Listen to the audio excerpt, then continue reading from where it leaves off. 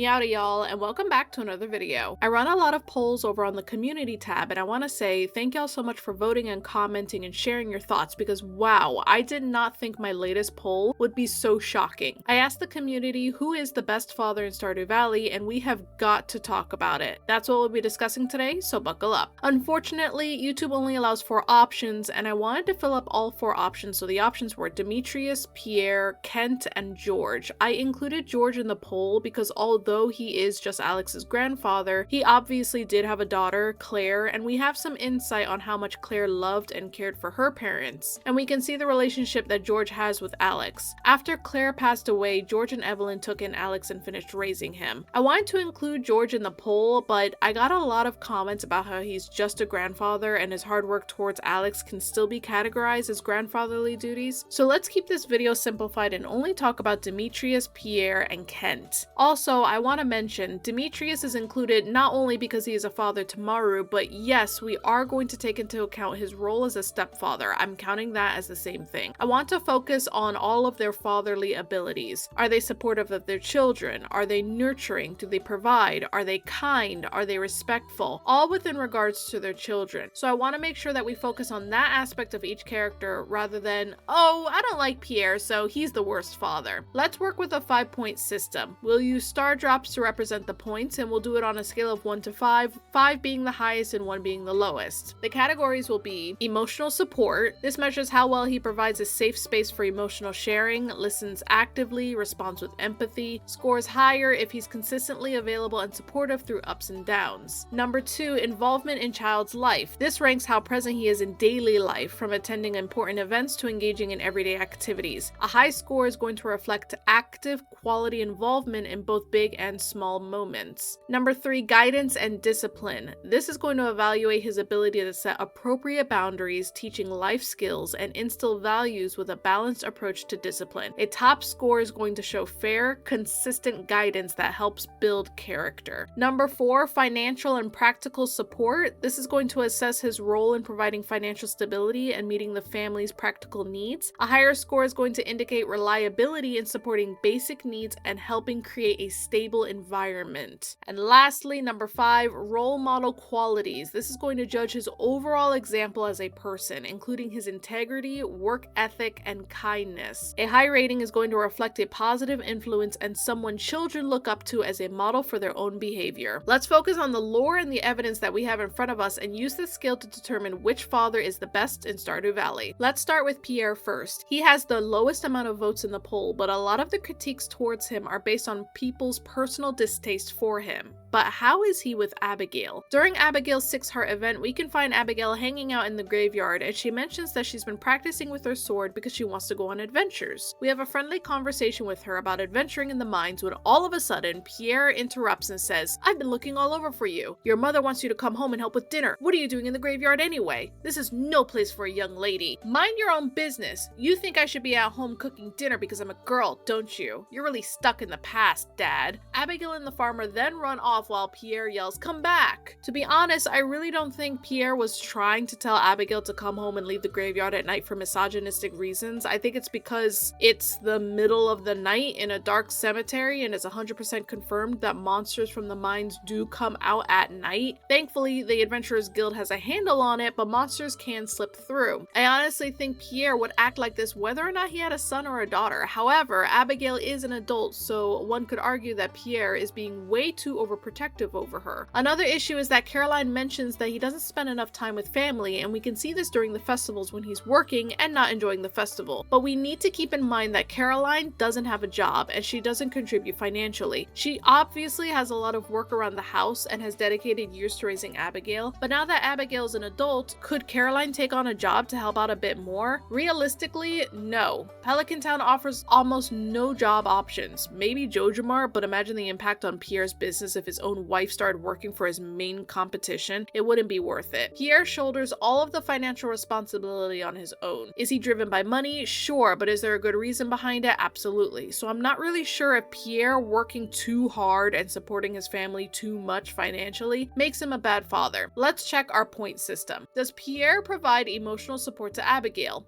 Absolutely not. This is going to be a 1 out of 5. Abigail complains a lot about her parents really don't understand her at all and how she feels like she can't even talk to them. They don't understand her occult interests, her adventurous side, her dreams, her aspirations, or anything like that. One could argue that Caroline is less understanding of Abigail's personality than Pierre, but that's not going to give Pierre any more points. He is still at a 1 out of 5 for this category. Now, involvement in child's life, Pierre is a lot more involved than we'd think, especially considering he's so busy with work, but as we can see in the 6-heart event, he's around for dinner every night and he's involved enough in Abigail's life to know to check the graveyard when he couldn't find her. However, he's still really busy and is focused on working a lot, so it's going to be a 3 out of 5. I was thinking of doing something like 2.5 or something like that, but I like whole numbers, so I rounded up for Pierre. Guidance and discipline, yeah, this is going to be Pierre's strong point, to the point where it could be considered a fault, but Pierre does put in a lot of effort to make sure that Abigail is on the right track. Get Caroline to 6 hearts and you can enter Pierre's shop and unlock a cutscene. Stop telling me how to live my life. Hey, cut it out. We're letting you live here free of charge until you finish school.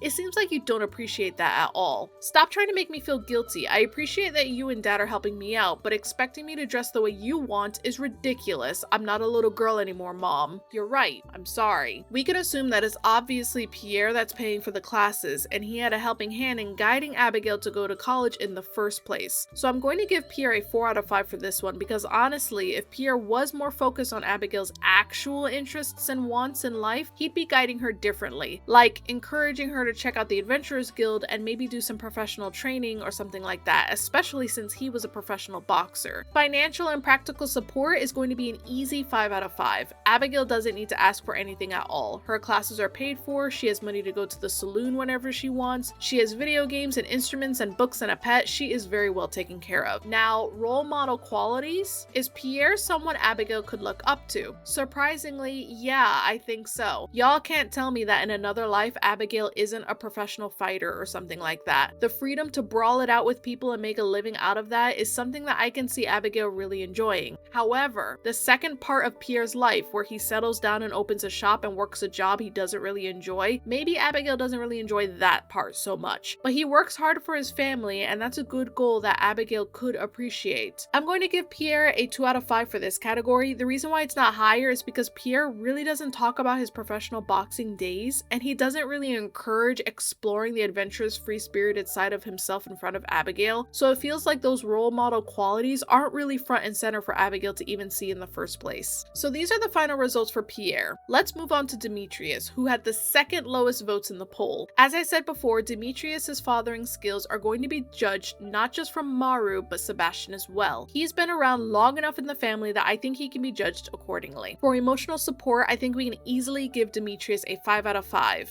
For Maru, they are truly best friends with each other, and if Maru had any fears, insecurities, or anxieties, she could absolutely confide in Demetrius and get any and all support that she needed. And one could argue that maybe he's a little too emotionally supportive to the point of coddling her. We can see in the 2-heart event with Maru, enter Robin's house and you'll find Maru and Demetrius testing soil samples. When she leaves the room, Demetrius tells you that Maru is a good kid and his special little girl, and he wouldn't want anything getting in the way of her bright future. With that said, what is the emotional support given to Sebastian? Absolutely nothing. Talk to Sebastian in the winter if you have 6 hearts with him, and he'll say, I built a snow goon, but Demetrius made me get rid of it. Yet Maru's cute little snowman goes unharmed. Ridiculous. If you're married to Sebastian and get him to low enough hearts, he'll say, what do you want? You sound like my stepdad. Go away. They don't have an emotional connection at all, and it doesn't seem like Demetrius is really interested in emotionally supporting him from the 0 interactions we've seen between them. So although Demetrius would get a 5 out of 5 if we're just considering Maru, it's dropped down to a 2 out of 5 when we include Sebastian. Involvement in child's life? Unfortunately, it's the same story.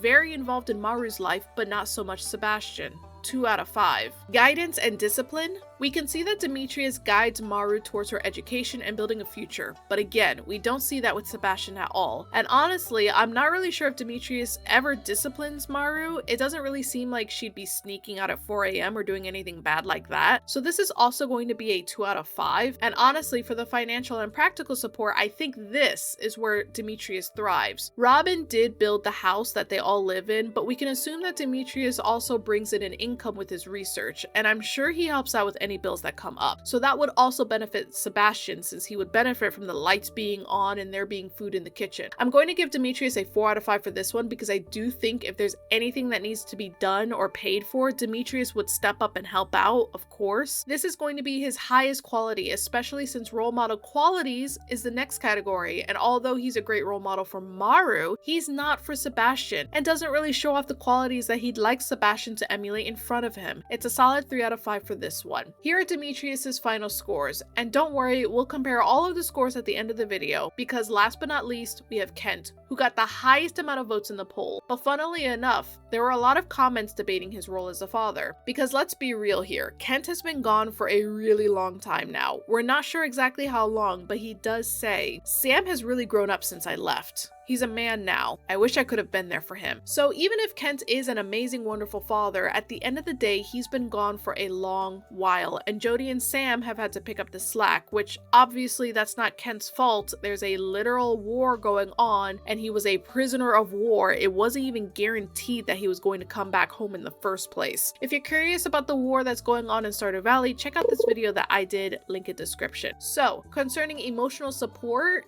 yikes, he falls flat with this one. Understandably, Kent says, "I don't know if I'll ever get used to being back home. The peacefulness of the town feels like a mask." That's probably just me though. "I don't know what to do with myself now that I'm back. I'm used to having more structure in my day." Kent is really struggling to adjust to regular society, and he struggles with his PTSD a lot. It's not really possible for Sam or Vincent to come to him for emotional support. If they did that, they're going to Jody. Unfortunately, he's getting a 1 out of 5 for this one. Involvement in Child's life, it's going to be on the low side, but I do think he puts in a lot of effort, despite being away for so long, because we can see him at all of the festivals participating to the best of his ability, and we can even see Kent at the movies sometimes. Effort is definitely put in, but it's a slow process, and that's okay, but he's gonna get a 2 out of 5 for this one. For the guidance and discipline category, let's remember our definition for this category. The ability to set appropriate boundaries, teach life lessons, and instill values with a balanced approach to discipline. Kent's 3-heart event is going to be really telling. When the player enters Jody and Kent's house, a cutscene begins, and when you walk into the kitchen, Jody says, "Hi, I'm just making some popcorn." Kent screams and runs into the kitchen exclaiming, "That sound! You should have known that sound would remind me of the war." Jody stops the popcorn, and Kent goes on to lament the loss of his friends. Jody says, "But dear, popcorn was always your favorite before you left." Kent says,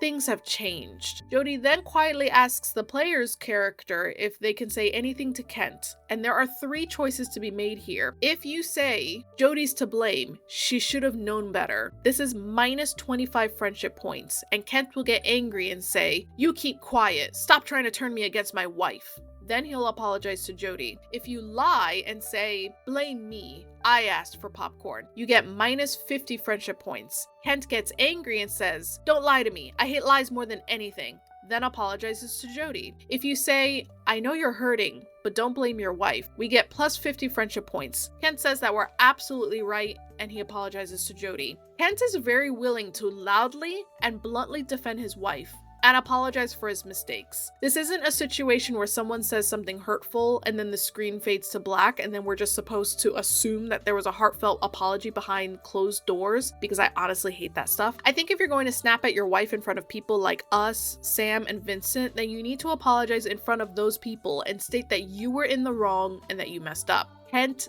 does this, and I find it really admirable, and this type of character that Sam and Vincent will see is really important. They see that he went off to war and came back a changed man, but he realizes that he needs to make some adjustments, and that he needs to be patient with his wife, who's been raising his sons all by herself in his absence. If y'all have ever talked to Sam and Vincent and heard them speak about their dad, they do adore him. They respect him and they admire him, which is astonishing considering he's been gone for so long. Kent is going to get a 5 out of 5 for this character. For the financial and practical support category, I'm going to say 3 out of 5. Jody's been a full-time mom while Kent has been gone. I'm sure he's sent back some money, but Sam has still gotten jobs part-time. We can see him working at Jojamar and the museum as well. And honestly, if Sam or Vincent needed any practical help, like Vincent needing help with schoolwork or Sam needing help organizing something for our band meetup, they're probably going to go to Jody rather than Kent. And that's not Kent being incapable, but he's been out of the loop with their systems and routines for so long. So I do think he could greatly improve in this category, and I'm sure he does put in a lot of effort, but as of right now, it's going to be a little low. Last but not least, is Kent a good role model for Sam and Vincent? Absolutely. This is going to be a 5 out of 5. Kent is a hardworking, determined, and strong individual, and I think the entire family looks at him as a sort of role model. Overall, these are the scores for Kent. And now let's compare them with Demetrius and Pierre. So our final tallies show us that the worst father in Stardew Valley is Demetrius, whose average came out to 2.6. Pierre's average came out to 3, and Kent's average came out to 3.2. This means that Demetrius is the worst father and Kent is the best, with Pierre slightly behind Kent. Now, I do think with enough time, Kent could be an even better father, and Pierre could improve a lot if he starts to listen to Abigail and supporting her for who she truly is. Do y'all think there's hope for Demetrius? Could he eventually be the best father in Stardew Valley? Let me know in the comments down below. With that said, thank y'all so much for watching. I hope y'all enjoyed this video. Check out the links in the description for some other videos that y'all might like, and if you've got a suggestion for the next video or some headcanons that y'all have and want to share, be sure to leave a comment down below and make sure to subscribe to catch my next video.